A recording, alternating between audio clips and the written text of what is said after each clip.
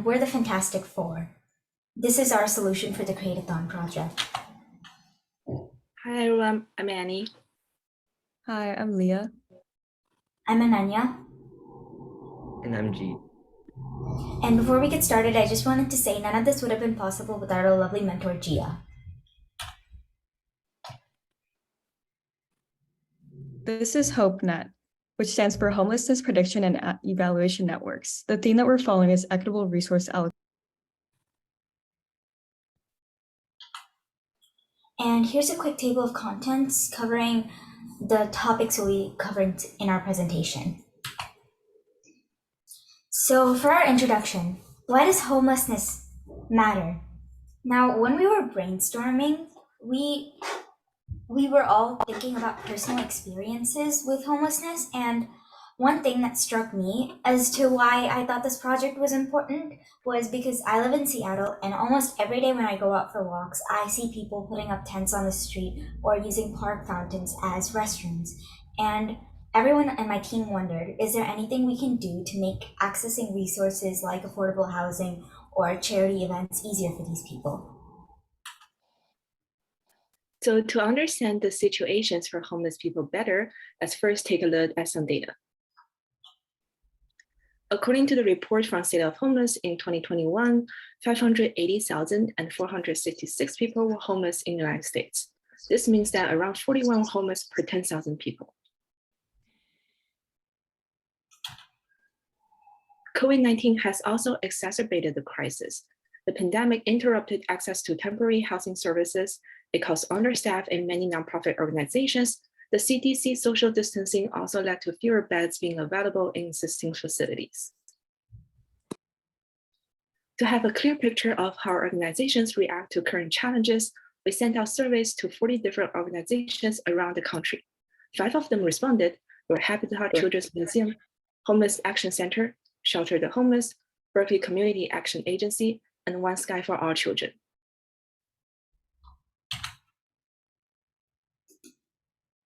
One problem we found for this organization is efficiency. As you can see from the top chart, none of the 5 organizations uses AI model to predict number of needs. Instead, they recruit staff to directly communicate with homeless people to estimate the number of attendance for any event. What's more, even though many of them realize that there are websites which list all nonprofits in a certain area, and that it will be easy for people to have a more holistic ideas of resources around them, the organizations don't have enough staff to update their information on their websites. And while many of them are short on staffs, there are no websites that connects these organizations with volunteers to help out. So those are some existing problems, and we'll now move on to talk about our solutions. The main framework for homelessness prevention includes 3 components: primary and secondary prevention and tertiary strategies, which addresses varying stages of homelessness. Secondary prevention focuses on homeless people seeking support. While there are many services that operate to help, people can't access them for reasons like being unaware of the service, not knowing how to apply, what help they need, and stigma.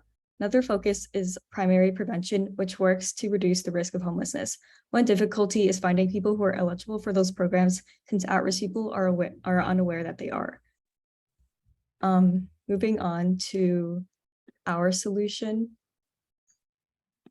Our solution is essentially a website that connects organizations, volunteers, and people in need of help. We will show a demo in a second, but AI is being used in 2 places. First, on the homepage for predicting statistics based on current data, as well as in the evaluation page where AI is used to determine an individual's risk of homelessness. This is a prototype that we designed on Figma that shows what our final product would look like. The main goal of this website is to connect organizations, volunteers, and homeless people together, while also providing predictions that people can use to effectively plan for the future. In the homepage, we see a map of the United States. The user can click on a county such as Los Angeles and see predictions that are model generated based on the county. Some examples include the total homelessness population, the unsheltered homeless population, and the sheltered homeless population. The Events tab shows a calendar full of events that will happen in the user city. If the user clicks on an event, a pop-up will show with more information on the event and a link to sign up. The Resources tab shows a list of services that different organizations provide. By adjusting the sidebar, the user can customize what they see based on their specific needs. The Evaluations tab shows the individual risk assessment. By answering these questions, the user can get an output that shows how at risk they are of homelessness. The user can log in as a participant, a volunteer, or an organization. If they log in as a participant, they will see a dashboard with information about themselves, other things like materials needed, or a link to get their evaluation, which can customize their experience on the site. This tab shows upcoming events that they signed up for. If they're signed in as a volunteer, they'll see a very similar dashboard with information, other things like skills or interests, and hours volunteered. This tab shows events that they've also signed up for. If a person is signed in as a volunteer and they go to the Events tab and they click on an event, they will see a button that says Volunteer instead of Sign Up. If the user is logged in as an organization, they will see a dashboard with information about the organization and a dashboard full of resources or events that the organization has posted. This is a prototype. Oh yeah, sorry about that.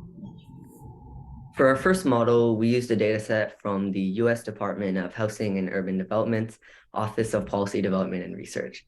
Since it's a government institution, we can be confident in the data's validity.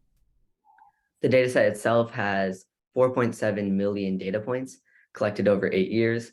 And here I want to take a moment to emphasize the data's inclusivity. With data from over 99% of the counties in the US, the dataset prevents against inherent biases in our model that could have arisen if certain regions were left out. The first model we created is a regression model. It's actually 3 different regression models, each trained to predict the total homelessness rate per 10,000, the sheltered homelessness rate per 10,000, and the unsheltered homelessness rate per 10,000.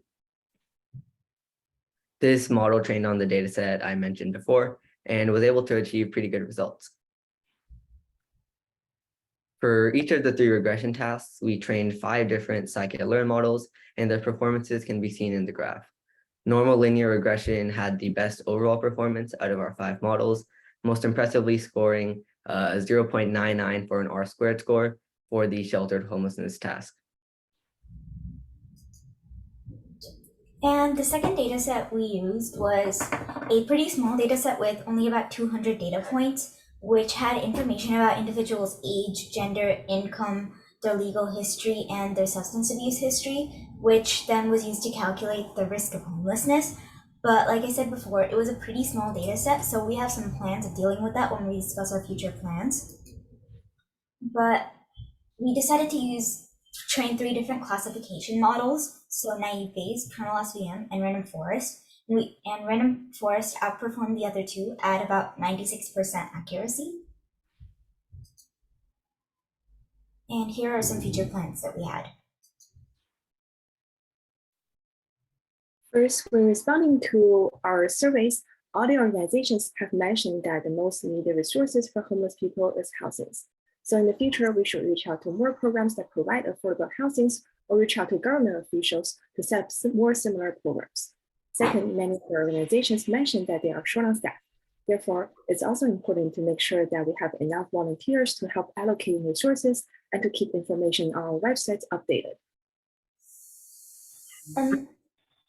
A more recent, obtaining a fiscal sponsorship would be a good step in making sure our vision becomes a reality, because it would allow us to partner with an existing nonprofit and share with their 501c3 status without us doing all the paperwork, and we'd be able to make the connections and get some guidance and mentorship from whatever organization we choose to partner with.